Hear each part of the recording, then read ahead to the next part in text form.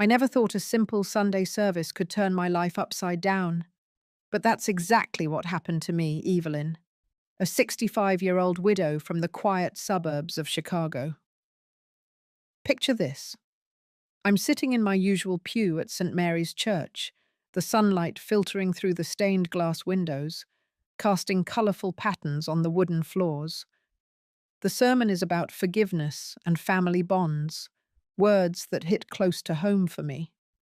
But then, as the congregation files out, my old friend Martha pulls me aside in the foyer, her voice dropping to a hush. She leans in close, her eyes darting around like she's sharing a forbidden secret. Evelyn, I've heard something troubling about your son Ethan. People are saying he's been scamming elderly folks out of their savings. At first, I brush it off with a forced laugh. No way. Not my Ethan.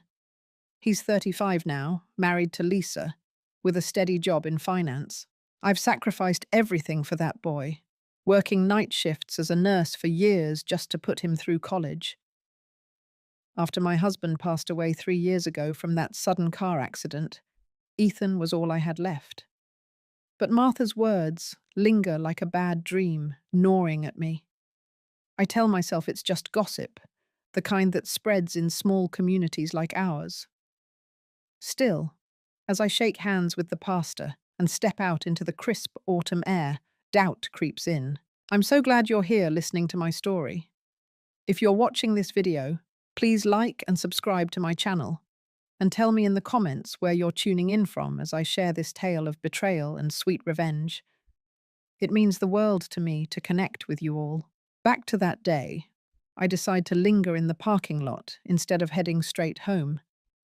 Ethan had mentioned he'd stop by after church for coffee, but he doesn't show. Instead, I spot his blue sedan pulling out, heading downtown. Something pulls at me, an instinct I can't ignore. I hop into my old reliable Honda and follow at a distance, my heart pounding a little faster with each turn. The suburbs give way to the busier streets of Chicago, and soon he parks outside a cozy cafe on Michigan Avenue. I pull over across the street, slouching low in my seat like some amateur detective. Through the window, I see him meet Lisa, his wife of 5 years. They hug, order lattes, and sit at a corner table.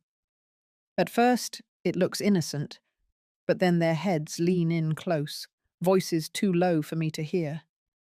I crack my window, straining to catch snippets. Plan for Mum. Get rid of the old house. Easy money once she's out. My blood runs cold. Get rid of me. The house where I raised him, where we celebrated birthdays and mourned losses. The place filled with memories of my late husband, who built the garden shed with his own hands. Tears blur my vision as I drive home, the radio droning some upbeat tune that feels mocking. How could this be real? I pull into my driveway, the familiar sight of my modest 2-story home doing little to comfort me. Inside, I go through my routine on autopilot, brewing coffee in that chipped mug I've had for decades, the one with the faded floral pattern. As I sip it black and strong, staring out the kitchen window at the African violets blooming on the sill, memories flood back. Those plants were my husband's favorites. He tended them every morning before work. I remember the long nights I worked to pay for Ethan's tuition, coming home exhausted but proud when he graduated. He promised to take care of me one day. Now those words feel like a cruel joke. Sitting at the kitchen table, I replay Martha's warning in my mind. Scamming the elderly. Is that what he's doing to others, and now to me? The pain twists in my chest, a mix of sorrow and budding suspicion. I love my son, but if there's even a shred of truth here, I need to know. That night, I barely sleep, tossing in my bed, the house feeling emptier than ever. Little did I know, this was just the beginning of uncovering a web of lies that would change everything. The doubt from that church parking lot clung to me like a shadow all week, but I couldn't shake it off. By Wednesday, I'd made up my mind to dig deeper.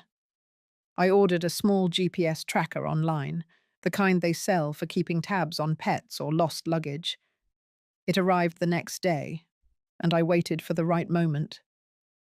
Ethan called that evening, saying he'd swing by to check on me, his voice all casual and sweet, like nothing was wrong. When he showed up, we had coffee in the kitchen, him chatting about work while I nodded along, my heart racing. As he stepped out to take a call, I slipped outside and attached the tracker under his car's bumper, quick and quiet. It felt sneaky, wrong even, but the pain of betrayal pushed me forward. That Friday night, the app on my phone pinged with his location. He was heading downtown again, not home to Lisa like he should be.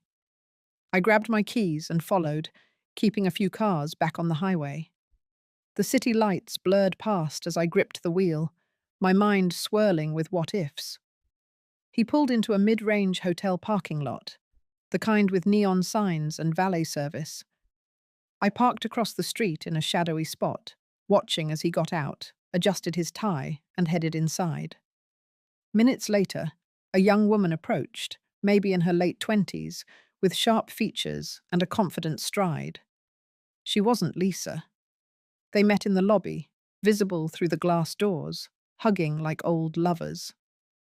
My stomach twisted. Who was she? How long had this been going on? I waited, the engine off. The radio turned low to some sad country station that matched my mood. An hour passed before they emerged, arm in arm, heading to his car. I tailed them to a nearby diner, parking far enough away to stay hidden. Through binoculars I'd brought just in case, I saw them at a booth, laughing over burgers and fries. The woman pulled out a laptop, and they huddled close, pointing at the screen. I couldn't hear them, but their gestures said enough, urgent and secretive. My phone buzzed with another ping from the tracker app, but I ignored it, too focused on the scene. That's when the twist hit me like a gut punch. As they leaned in, I caught glimpses of documents on the screen, medical bills with my name on them, my social security number highlighted. Ethan was showing her my personal info, nodding as she typed notes. It dawned on me then, he wasn't just cheating on Lisa, he was selling my details, scamming the elderly, like Martha had whispered, my own son, peddling my identity to some underground network for quick cash. The woman smiled, kissed him on the cheek, and slid an envelope across the table, thick with what looked like bills. I sank back in my seat, tears streaming down my face, hot and unstoppable. The betrayal cut deeper than I imagined, a knife twisting in my chest. All those years of sacrifice, the nights I went without sleep to cover his college loans, the way I'd defended him to friends when he skipped family holidays. And now this, not just fraud on my medical bills to skim money, but handing over my life on a platter to strangers. Who knew what they could do with that info? Drain my accounts, ruin my credit, or worse. I wiped my eyes with my sleeve, the diner's lights reflecting off the wet streaks on my cheeks. Part of me wanted to storm in, confront him right there, but the shock held me back. I needed more proof, something solid to build on. As they left the diner, driving off together, I started my car and headed home, the city fading behind me. Back in my quiet house, I paced the living room, the grandfather clock ticking like a countdown. The violets on the windowsill looked wilted under the moonlight, mirroring how I felt inside. I poured another cup of coffee, but it tasted bitter now, like ashes. The pain of it all weighed heavy, a mix of sorrow for the boy I raised and fear of what he'd become. But beneath the hurt, a spark ignited. I had to uncover the full truth, no matter how ugly. This wasn't over, not by a long shot. Little did I know, the secrets ran even deeper, tied to my husband's death in ways I'd never suspected. The secrets I'd uncovered that Friday night festered inside me like an open wound, but I kept my cool, waiting for the right moment to strike back.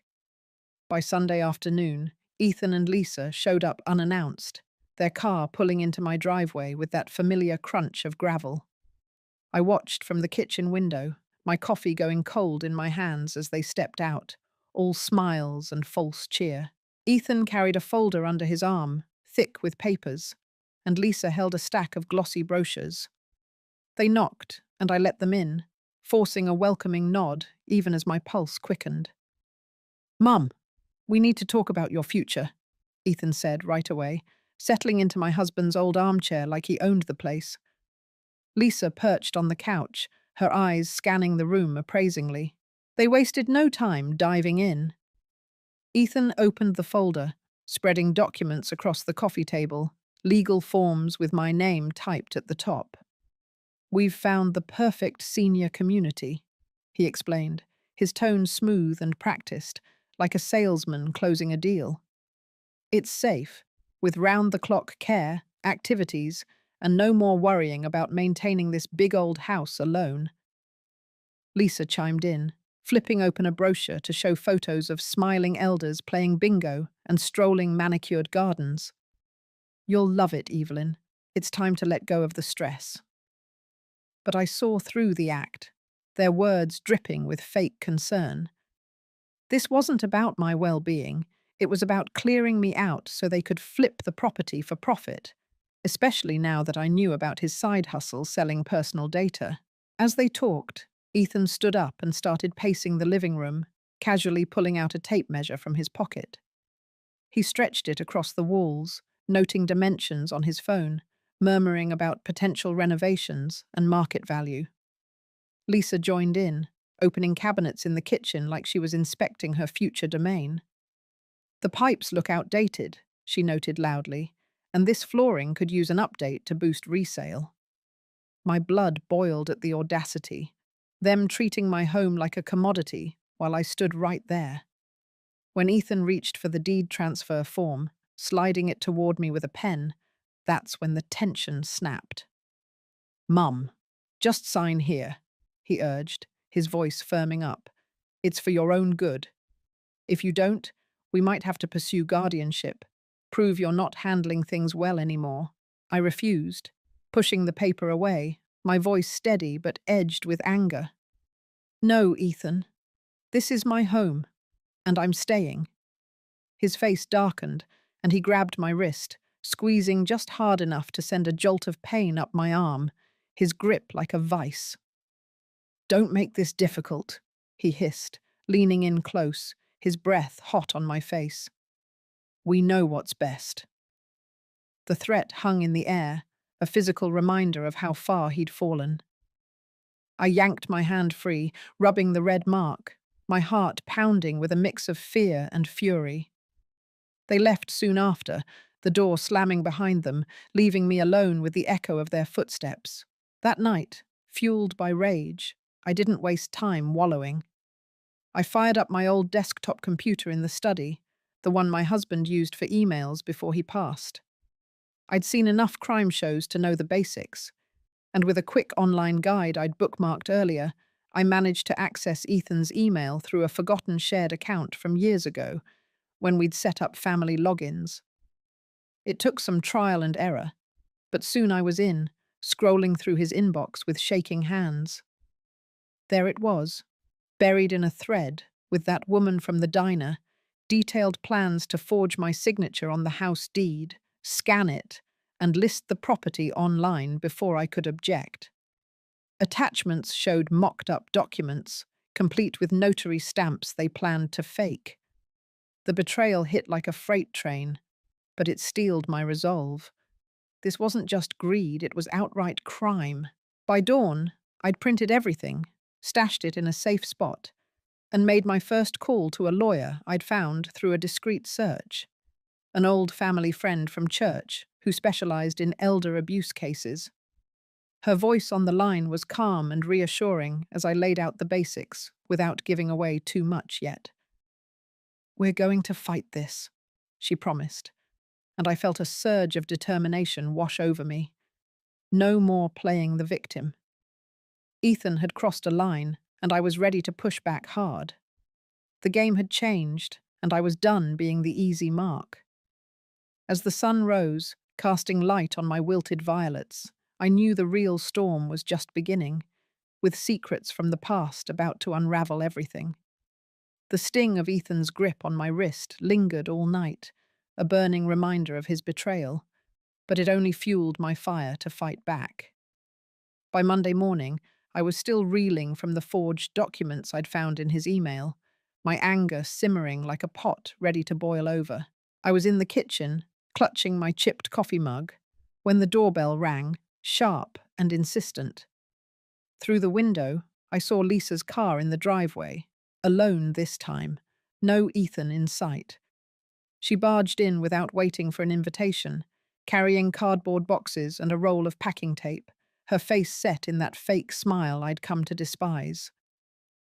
"Evelyn, we're here to help you get started," she announced, dropping the boxes on the living room floor with a thud.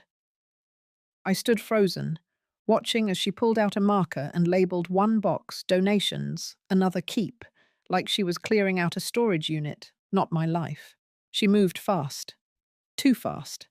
Crossing into my bedroom without asking, opening drawers and pulling out my clothes. My husband's old flannel shirts, the ones I still wore on cold nights, got tossed into the donations pile.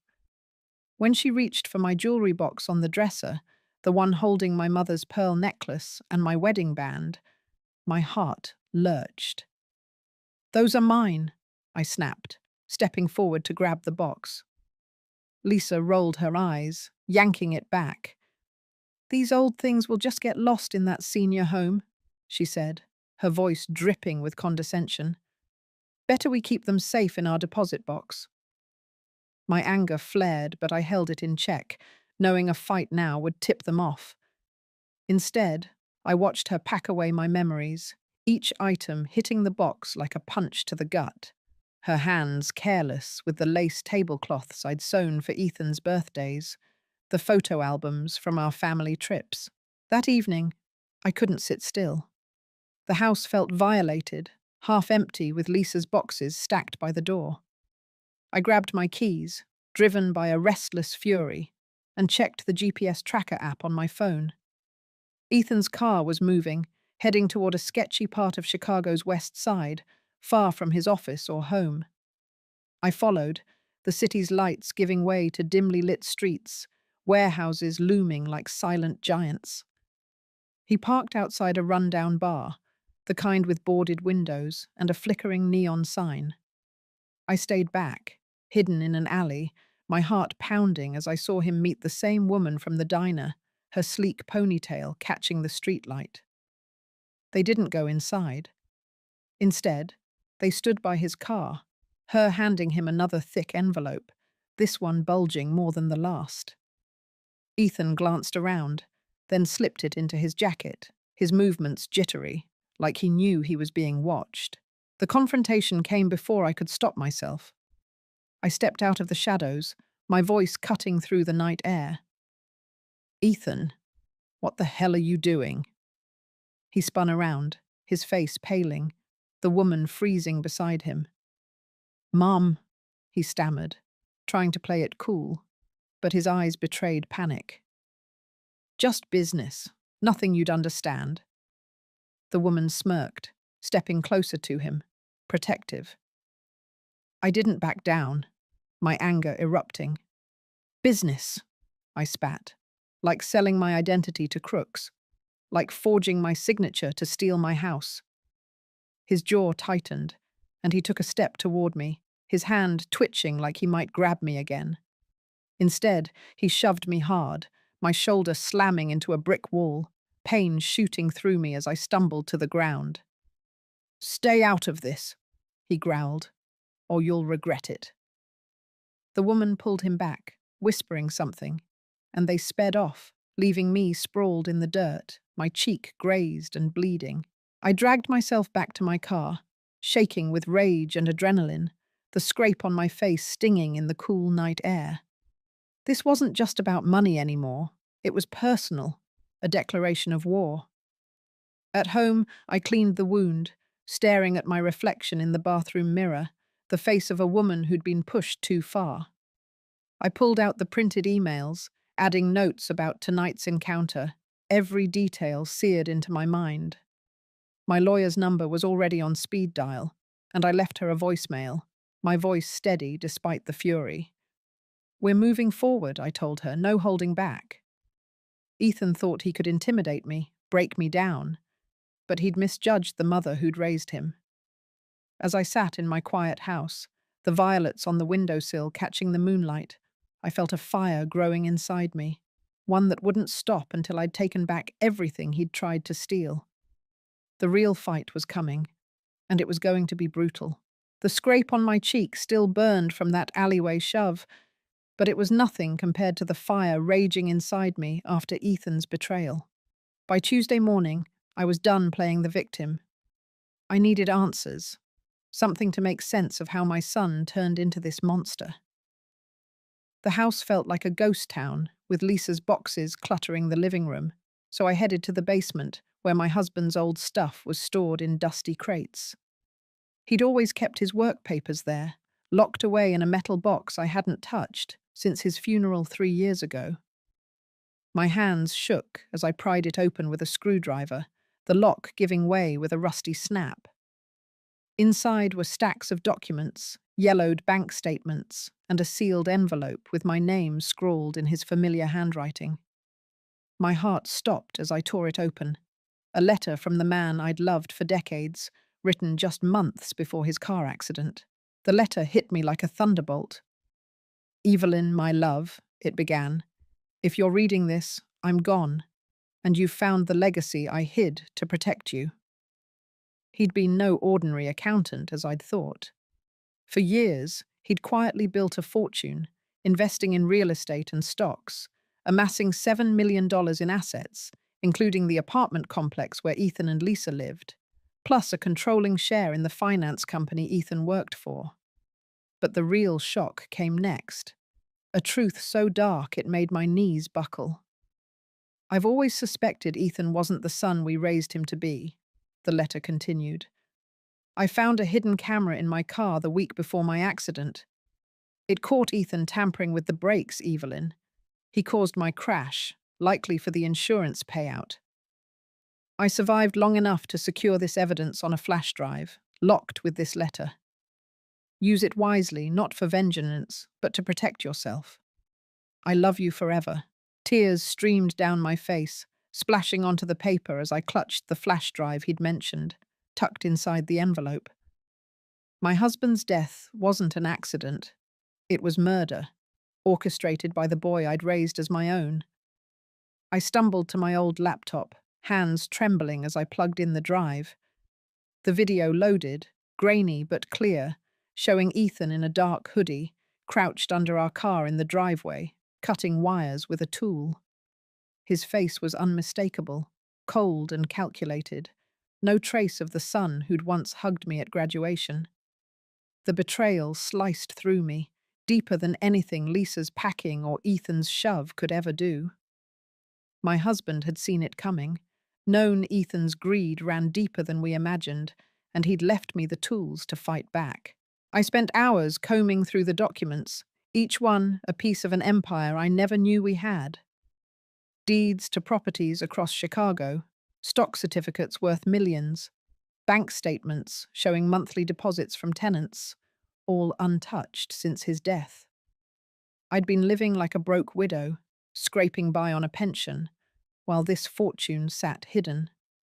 The realization was a gut punch, but it lit a fire in me, a burning need to make Ethan pay for every lie, every theft, every drop of blood. The flash drive was my ace, undeniable proof of his crime, and the wealth gave me power I'd never dreamed of. By nightfall, I was pacing the basement, the cold concrete grounding my racing thoughts. Anger mixed with shock, a storm of emotions I could barely contain. I wanted to scream, to storm Ethan's apartment and confront him with the video, but I knew better. This wasn't about a quick outburst. It was about strategy. I called my lawyer, Victoria, leaving another voicemail. This one urgent. I've got evidence, I told her, my voice shaking with rage. Not just fraud, but murder. We need to move fast. As I hung up, I looked at the violets on the kitchen sill, their petals drooping under the dim light. They'd been my husband's pride, a symbol of our life together, now tainted by the truth of his death. Ethan thought he'd broken me, thought he could shove me aside like trash. He had no idea the storm I was about to unleash, one that would tear his world apart. The truth about Ethan's role in my husband's death churned inside me like a hurricane, and by Wednesday evening, I was ready to confront him with the full weight of what I'd uncovered. My hands still trembled from watching that damning video, Ethan sabotaging the car brakes with cold precision, but I channeled the shock into a steely resolve. I drove to the apartment complex I now knew I owned, the one where Ethan and Lisa lived rent-free, thinking they'd outsmarted me. The Chicago skyline loomed in the dusk, its lights a stark contrast to the darkness I felt. I parked outside their building, gripping the flash drive and a folder of key documents, the deeds and stock certificates that proved my newfound power. My lawyer, Victoria, had advised me to wait, but I couldn't, not with the image of Ethan's betrayal burned into my mind. I knocked on their door, loud and unyielding, my heart pounding like a war drum. Lisa opened it, her face twisting into a scowl when she saw me. Before she could speak, I pushed past her into the living room, where Ethan lounged on the couch, a beer in hand. He sat up, startled, his eyes narrowing. "Mum, what are you doing here?" he snapped, standing to block my path. I didn't flinch, holding up the flash drive like a weapon. "I know everything," I said, my voice low and sharp, cutting through the tension. "I know about the fraud, the forged deeds, and I know you killed your father." Lisa gasped, her hand flying to her mouth, but Ethan's face went ghostly white, his beer slipping to the floor with a crash. I tossed the folder onto their coffee table, papers spilling out, deeds to this very building, stock certificates from his company, bank statements showing millions. "Your father left me an empire," I told them, my words dripping with controlled fury. $7 million in assets, including this apartment you've been squatting in. You thought you could steal my home, my life, but you're the ones who've been living on my dime. Lisa stammered, trying to interrupt, but I pressed on, unrelenting. "And this," I held up the flash drive, "shows you cutting his brakes 3 years ago, Ethan. You murdered him for insurance money, and I've got the proof." Ethan lunged forward, his eyes wild, snatching a kitchen knife from the counter. "You're lying," he roared, waving the blade, his voice cracking with panic. "You're just a crazy old woman making this up." I stepped back, heart racing but refusing to show fear, my hand in my purse where I kept a small pepper spray, just in case. "Try me," I said, my voice steady despite the knife gleaming between us. "One call to the police, and this video goes straight to them." Ethan froze, the knife trembling in his grip, his bravado crumbling. Lisa grabbed his arm, pulling him back, her face pale as she whispered something frantic. I took my chance, backing toward the door, my eyes locked on his. "You're done, Ethan," I said, each word a hammer strike. "You have 1 day to get out of my building or I start making calls." I turned and left, the door slamming behind me, my pulse thundering as I hurried to my car. Outside, I leaned against the steering wheel, gasping, the weight of the confrontation hitting me all at once. The shock of seeing my son, my own flesh and blood, brandish a knife at me mingled with a fierce satisfaction. I'd rattled him, exposed his crimes, and for the first time, I held the upper hand. But the danger wasn't over. As I drove home, my phone buzzed, the GPS tracker app showing Ethan's car speeding toward my neighborhood. He was following me, desperate to silence the threat I'd become. I floored the gas, weaving through Chicago's streets, my mind racing as fast as the engine. Back home, I locked every door, clutching the flash drive like a lifeline. The violets on the windowsill stood silent in the moonlight, witnesses to my transformation from grieving mother to avenger. I called Victoria again, my voice urgent but firm. "He's coming for me," I told her. "We need to act now." The storm was here, and I was ready to face it head on, no matter how brutal it got. The knife Ethan waved at me in his apartment still flashed in my mind, a chilling reminder of how far he'd fallen, but it only sharpened my resolve to make him pay. By Thursday morning, I was holed up in my house, the locks triple-checked, the flash drive with the damning video tucked safely in my pocket. My lawyer, Victoria, had already started building a case, but I knew Ethan wouldn't go down without a fight. Around noon, my phone buzzed with a text from Lisa, her words dripping with desperation.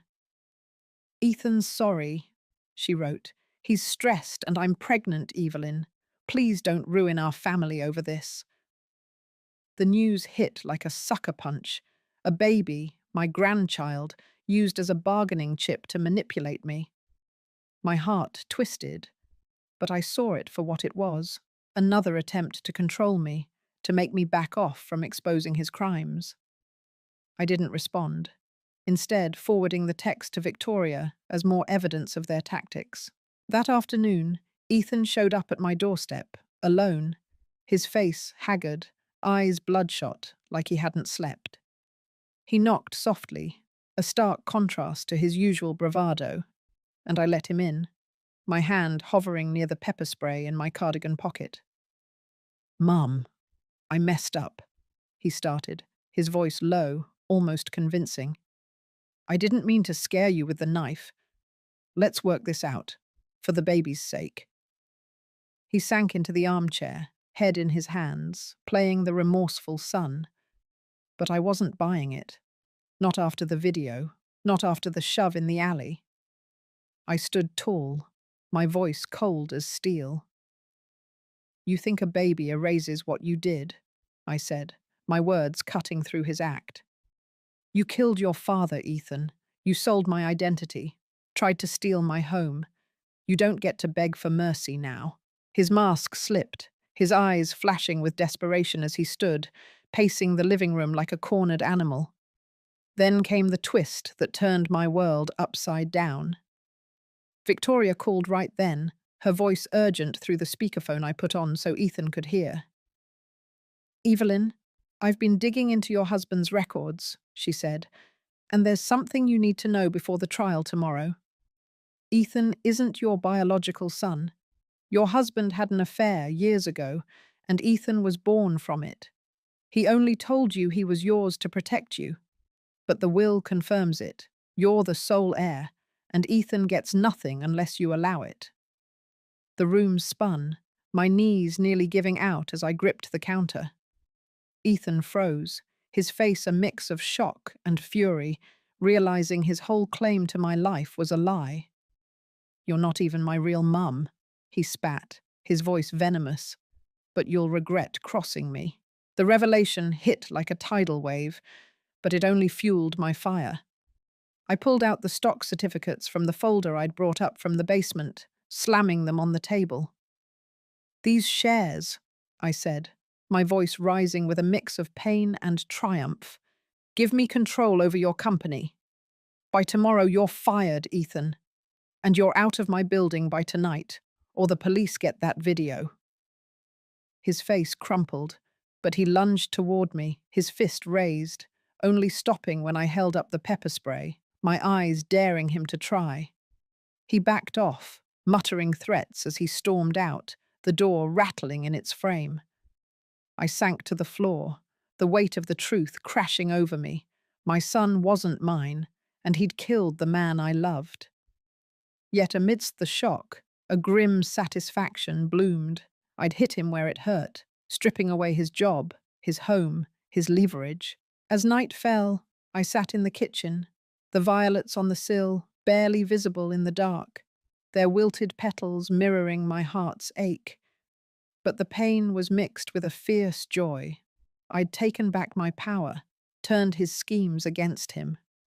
Victoria called again, confirming the trial was set, and the judge, a former pastor from St. Mary's, had a personal grudge against Ethan for scamming church funds years ago. The coincidence felt like fate, a final twist that promised justice. I clutched the flash drive, my anger now a blazing sword, ready to cut through Ethan's lies in court. He thought he could break me, but I was about to show him just how wrong he was, and the fight was only getting started.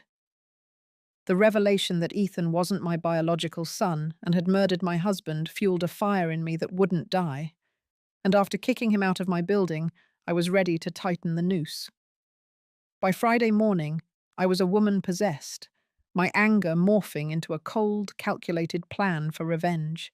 Victoria, my lawyer, had already contacted Ethan's company, leveraging my controlling shares to ensure his termination was swift.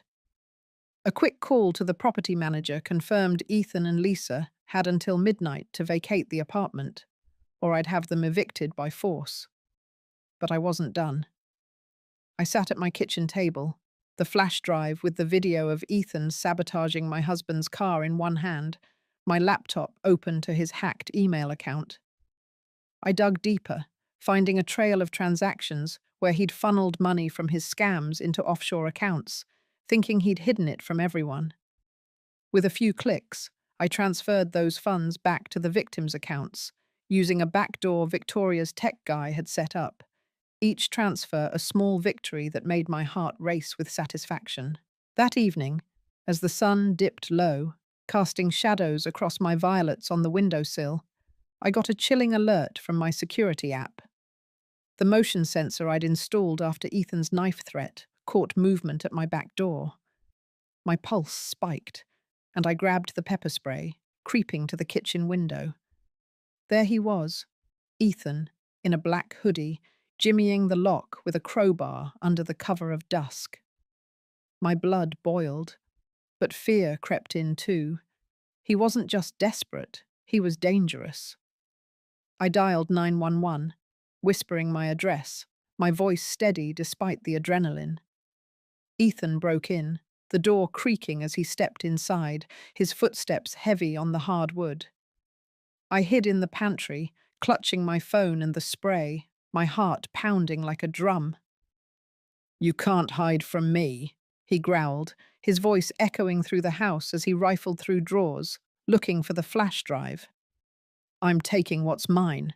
I stepped out, spray raised, my voice cutting through the dark.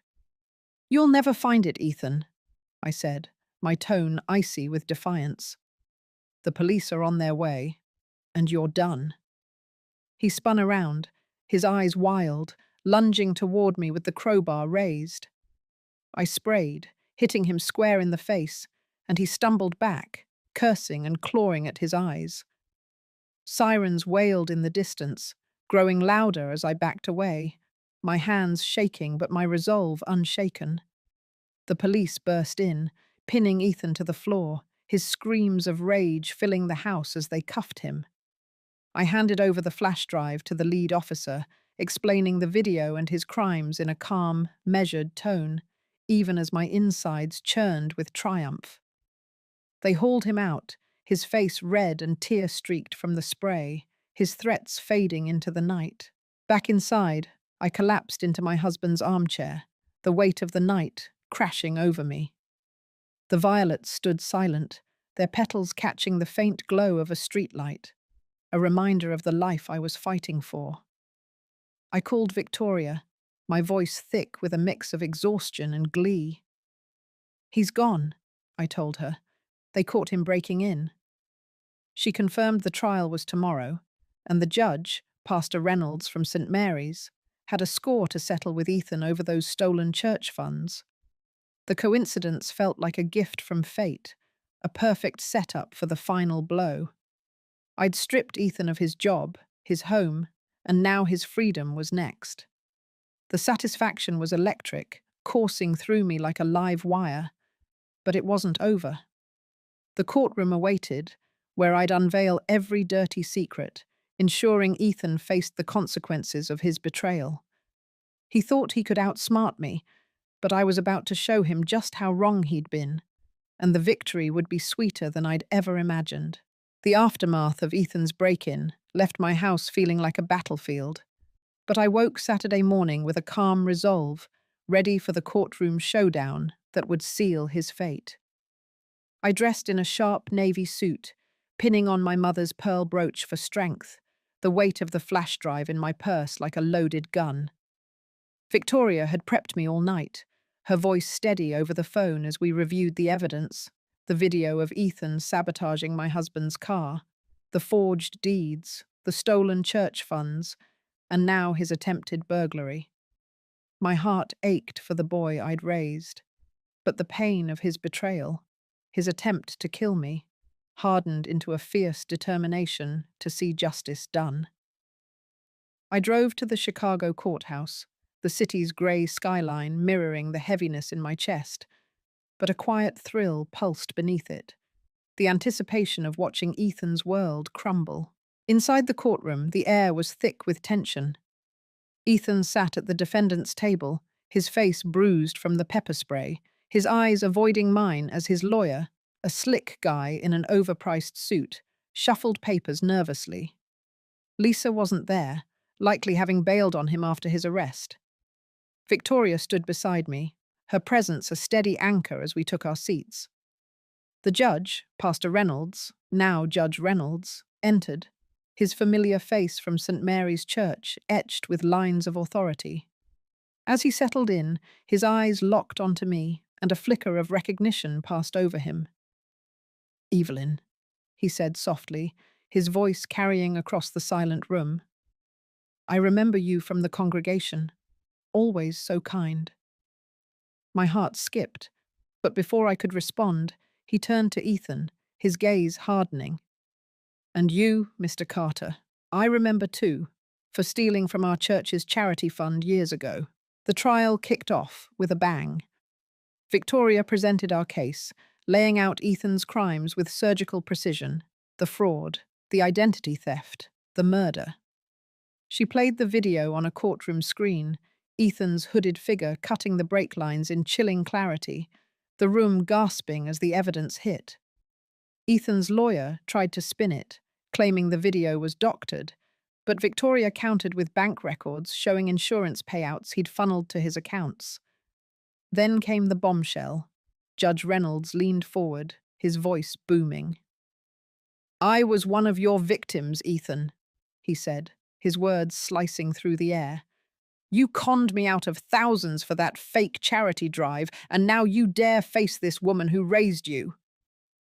The courtroom buzzed, Ethan's face draining of colour, his lawyer stammering objections that fell flat. Victoria piled on, presenting the break-in report from last night, complete with police photos of the crowbar and Ethan's tear-streaked face. The judge's expression grew darker as she revealed my ownership of the apartment complex and Ethan's company shares, proving his motive to steal my inheritance. When it was my turn to speak, I stood, my voice steady but raw with pain. "This man," I said, pointing at Ethan, "killed my husband, stole my identity, and tried to silence me with violence. He's no son of mine, not anymore." Ethan's head dropped, his shoulders shaking, but I felt no pity, only a hollow ache for the boy I'd once loved. The judge didn't hesitate, his gavel slamming down as he ruled. "Ethan Carter, you're guilty of fraud, theft, and attempted murder," he declared. "You're remanded to custody, effective immediately." Police moved in, cuffing Ethan as he shouted, his voice desperate and broken. "You can't do this," he screamed at me, his eyes wild with rage. "I'm your son." I met his gaze, unflinching. "You stopped being my son the day you chose greed over family," I said, my words final. As they dragged him away, the courtroom fell silent, the weight of justice settling over me like a heavy blanket. I sat back down, tears welling but not falling, my heart torn between the pain of losing the boy I'd raised and the relief of seeing him face the consequences. Victoria squeezed my hand, whispering that we'd won, but it didn't feel like victory, not yet. Outside, the Chicago wind hit my face, and I looked at the violets in my mind's eye, their wilted petals a reminder of what I'd lost, but also of the strength I'd found. The fight was over, but the healing was just beginning, and I was ready to face it with my head held high. The courtroom victory left me hollow, the image of Ethan in handcuffs seared into my mind as I drove home under Chicago's grey skies.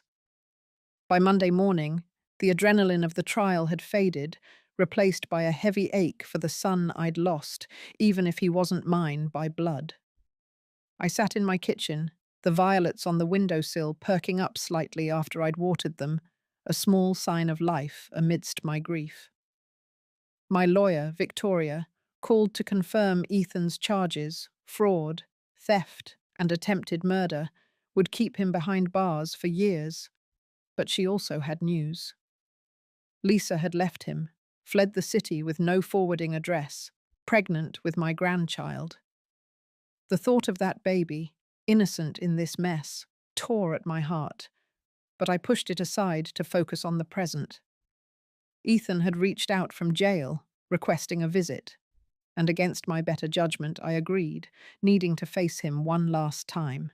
At the county jail, the air was thick with disinfectant and despair. Ethan sat across from me in the visitor's room, separated by a scratched glass partition, his orange jumpsuit a stark contrast to the cocky son I'd known. His face was gaunt, eyes sunken, the fight drained out of him. "Mum," he started, his voice low and cracked. "I'm sorry. I got caught up in greed, in wanting more than I deserved. I didn't mean for Dad to die. It was supposed to just be a scare." His words hit like a punch, a confession that confirmed my worst fears but carried a flicker of remorse. I leaned forward, my voice steady but laced with pain. "You killed the man who raised you," I said, my eyes locked on his. "You sold my life to criminals, threatened me with a knife, broke into my home." "Sorry doesn't fix that, Ethan." He looked down, tears pooling, and for a moment, I saw the boy who'd clung to me during thunderstorms, not the monster who'd betrayed me. "I know I don't deserve forgiveness," he said, his hands fidgeting with the phone. "But I'm trying to change. I'm in a program here, learning to face what I've done." I wanted to believe him, but the wounds were too fresh, the pain of his actions too raw. I thought of my husband's letter, urging me to protect myself, not to destroy, and it softened me just enough. "I'm not ready to forgive," I told him, my voice trembling with the weight of it all. "But I'll send you books for that program, maybe a letter now and then. You've got to earn your way back, not to me, but to yourself."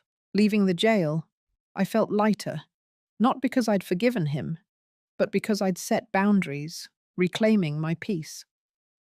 Back home, I sorted through the basement documents again, finding a photo of Ethan as a toddler, laughing in my husband's arms. The ache returned, a deep sorrow for the family we'd been, but I tucked the photo away, focusing on the future. Victoria helped me contact the prison's rehabilitation program, arranging for Ethan to receive self-help books and counseling resources, a small step toward redemption I wasn't sure he'd take. I also tracked down some of his scam victims, using my newfound wealth to repay them, each check a quiet act of healing, not just for them, but for me. By week's end, I sat in my husband's armchair, sipping coffee from my chipped mug, the violets catching the soft morning light.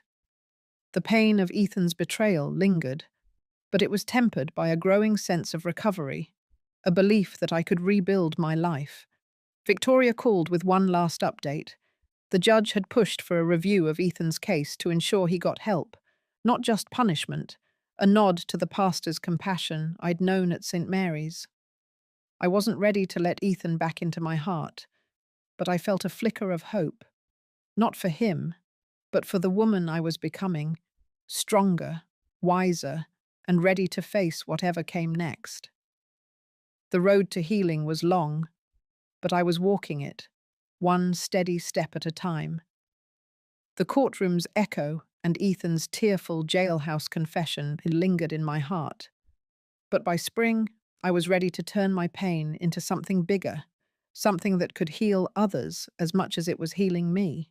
With the $7 million fortune my husband left behind, I decided to build a legacy of hope, not just for myself, but for women like me who'd been betrayed by those they loved. I sat in my kitchen one morning, the violets on the windowsill blooming brighter than ever, their purple petals a quiet symbol of renewal. My chipped coffee mug warmed my hands as I met with Victoria, who'd become more than a lawyer, a friend guiding me through this new chapter. We laid out plans for a foundation, Dignity Restored, to help elderly women facing fraud or family abuse, using my wealth to fund safe houses and legal aid. By summer, the foundation was up and running, and I poured every ounce of my strength into it.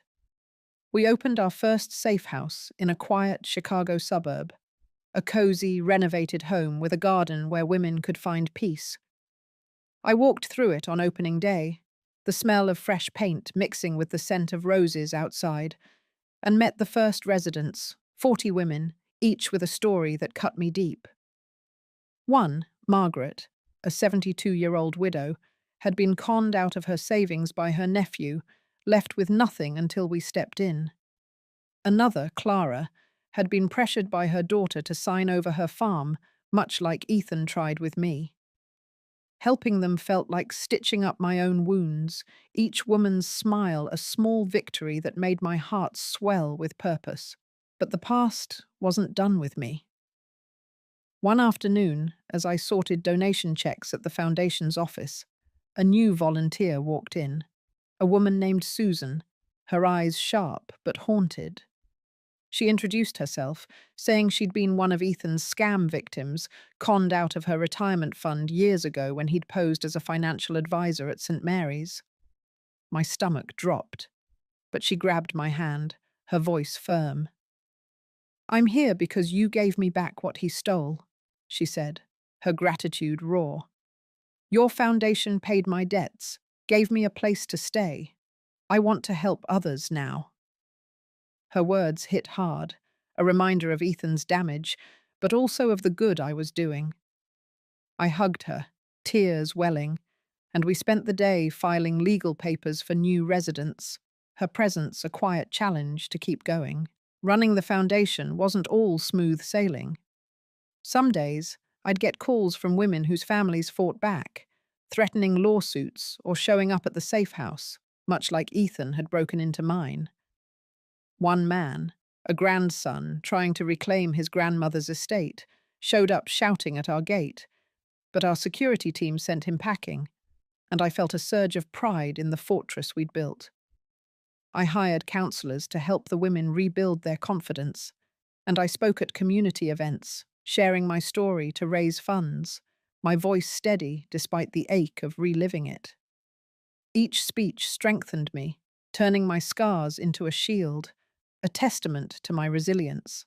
By fall, Dignity Restored had helped 45 women, and we were planning a second safe house. I sat in my garden one evening, the violets catching the golden light, and thought of my husband, how proud he'd be of this legacy. The pain of Ethan's betrayal hadn't vanished, but it had transformed, fueling a mission that gave me purpose. Susan joined me sometimes, sharing her own progress, now training to be a counselor for the foundation. Her strength mirrored mine, a reminder that we could rise from ruin. As I sipped my coffee, the mug's familiar chips grounding me, I felt a quiet power, not just from the money, but from turning my grief into hope for others. The fight had changed me, made me unbreakable, and I was ready to keep building, one life at a time. 4 years after the trial, my life had transformed in ways I never could have imagined. a tapestry woven from pain, triumph, and hope. I sat on the porch of my Chicago home, the violets on the windowsill now thriving in full bloom, their vibrant purple a testament to my own rebirth. My grandson, Tommy, Lisa's boy, now 3 years old, giggled as he chased a butterfly through the garden, his tiny sneakers kicking up dirt. Lisa had left him with me after fleeing Ethan, and I'd taken him in, raising him with the love I'd once poured into his father. Dignity Restored, my foundation, had grown into a beacon, helping 45 women reclaim their lives from fraud and betrayal, with 2 safe houses running and a third in the works. Each letter from a woman we'd saved, thanking me for giving her dignity back, felt like a piece of my heart mending. Ethan had changed too, in ways I hadn't dared hope for. After 2 years in prison, he'd joined a rehabilitation program, writing me letters that started with apologies and grew into reflections on his greed. Last month, he'd been released on parole, and I'd offered him a job at the foundation, not as family, but as a chance to prove himself. He showed up one crisp morning, his face older but softer, helping unload supplies for the safe house. "Mum," he said quietly, unloading a box of blankets, "I don't expect you to trust me, but I'm trying to make things right." I nodded, my heart caught between caution and a flicker of warmth. He worked hard, his hands steady as he painted walls for the women's rooms, and I saw glimpses of the boy I'd raised, not the man who'd betrayed me. One Sunday, we sat together in the garden, Tommy napping on a blanket nearby. Ethan handed me a letter he'd written for the Foundation's newsletter, a raw account of his mistakes and his journey to change, meant to inspire others. I read it, tears pricking my eyes, not from pain, but from the possibility of redemption.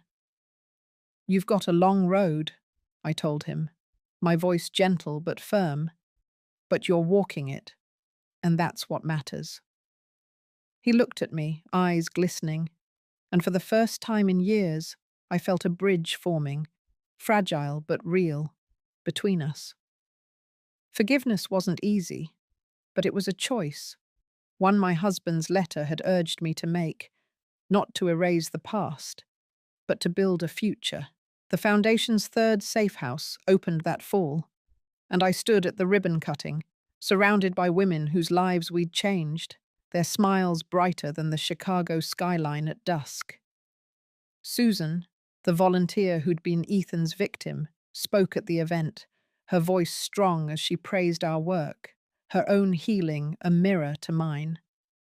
Later, as I rocked Tommy to sleep, his soft breaths against my shoulder, I thought of my husband, his wisdom guiding me through the storm.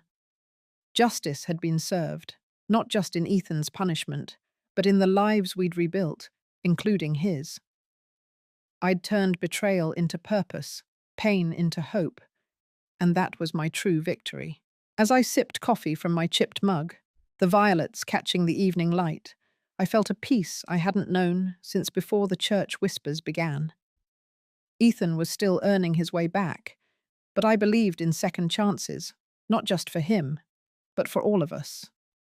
My life was full, with Tommy's laughter, the Foundation's mission, and a family slowly healing.